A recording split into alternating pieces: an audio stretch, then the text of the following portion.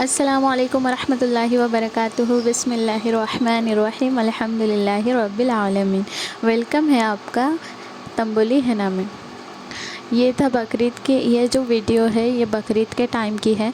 और जब मैं मेरे मायके में थी तो मैं यहाँ पर बना रही थी चटकारी बोटी और गोश्त का अचार, जिसकी रेसिपी मैं यहाँ पर नहीं दूँगी आपको, क्योंकि आप लोग सब इतने टैलेंटेड हो ही कि सबको, जो भी मेरी बहनें देख रही होंगी, सबको बनाना आता ही होगा, और नहीं आता है तो यूट्यूब पर सर्च कीजिए, सब आ जाएगा। खैर, यहाँ पर जामुन आ चुके थे, और जामुन बड़े ही फ़ायदेमंद होते हैं, स्पेशली शुगर वालों के लिए।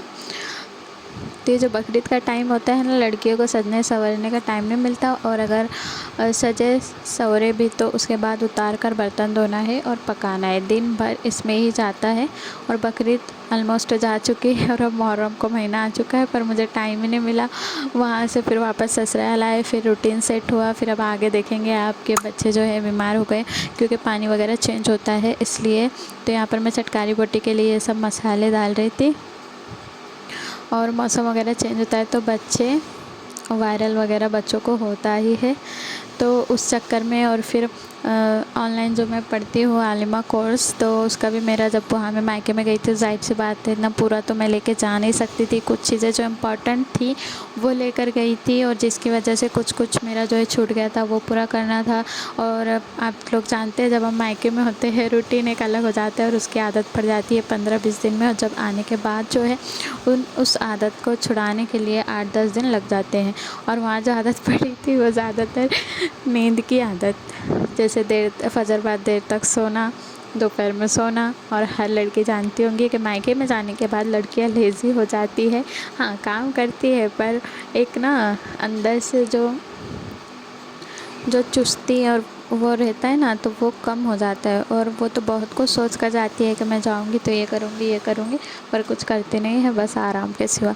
और जाहिर सी बात है, आराम करने के लिए जाते हैं तो आराम करना भी चाहिए। तो यहाँ पर अचार का जो रेडी हो गया था, मैं तड़के के लिए जो है सामान जो है रेडी कर रही थी, और ये अचार हमारा ऑलमोस्ट डन हो गया है, और बहुत ही अच्छा लगता है बनने के बाद खाने में। और इसके बनाने के भी 2 तरीके हैं। जो पिछले साल मैंने बनाई थी ना, तो वो डायरेक्ट कच्चे गोश्त को जो है ठेस कर और फिर बनाई थी। और ये वाला अचार एक वीडियो देखी थी मैंने कि गोश्त को बॉईल करके छोटे छोटे पीस करके फिर बनाए थे। पर जो पिछले साल वाला बनाई थी ना, गोश्त को थोड़ा ठेस कर और उसका पानी सुखा कर, तो वो बहुत टेस्टी बना था इसके मुकाबले। यहाँ चटकारी बोटी भी तैयार हो चुकी थी, और बकरीद के 2-3 दिन तो यही रहता है, खा खा के बोर हो जाते हैं, और उसके बाद सब्ज़ी रोटी पर सभी आ जाते हैं। खैर, अब मायके आ चुके थे, और जैसा कि मैंने बताया कि बच्चे बीमार हो गए थे, तो इसके लिए हम यहाँ पर हॉस्पिटल जा रहे थे।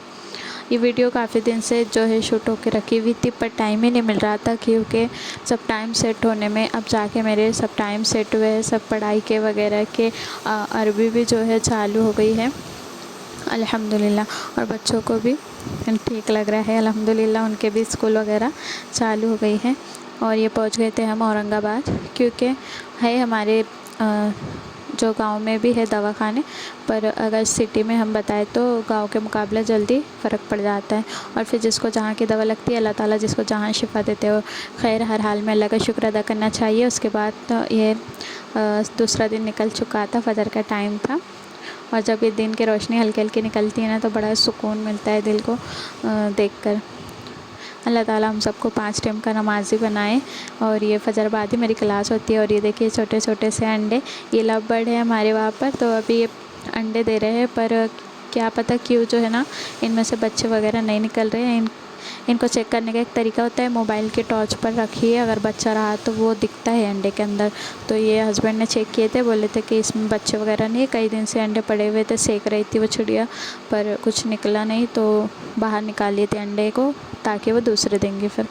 और देखिए, मौसम तो बारिश का लग चुका है, और हर दिन एक सुहाना मौसम रहता है और एक फ़्रेश मूड। तो बस यही जो भी काम है दिन भर के, वो शुरू थे।